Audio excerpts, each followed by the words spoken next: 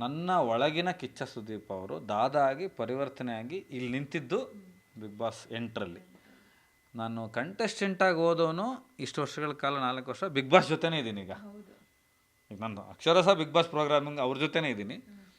So ಈ big boss ಅನ್ನೋದು ಹೀಗೇ, ಇದೊಂಥರ ಹೆಂಗೆ ಅಂದರೆ ಎಲ್ಲರೂ ಬೈತಾ ಇರ್ತಾರೆ, ಆದರೆ ಎಲ್ಲರೂ ಕದ್ದು ಮುಚ್ಚಿ ನೋಡ್ತಾ ಇರ್ತಾರೆ. ಅಂತ ಇರ್ತಾರೆ, ನೋಡ್ತಾ ಇರ್ತಾರೆ.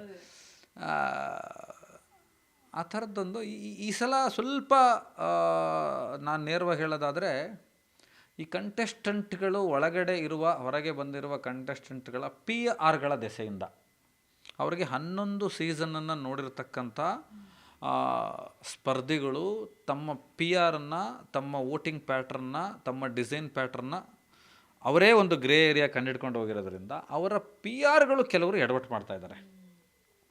ಅಂದರೆ ಶೋಗಿಂತ ದೊಡ್ಡವ್ರು ನಾವು, ಅಥವಾ ಇನ್ಯಾರಿಗೋ ಒಂದು ಕಾಂಪಿಟೇಷನ್ ಹಾಕಬೇಕು, ಇನ್ನೆಲ್ಲೋ ಗುರುತಿಸ್ಕೊಳ್ತಾ ಇದ್ದಾರೆ ಅನ್ನೋ ಕಾರಣಕ್ಕೆ. ಆದರೆ ಒಳಗಡೆ ಇರೋರು ಅವ್ರ ಪ್ರಾಮಾಣಿಕ ಆಟ ಅವ್ರು ಆಡ್ತಿದ್ದಾರೆ, ಅವ್ರಿಗಿದೆಲ್ಲ ಗೊತ್ತಾಗಲ್ಲ.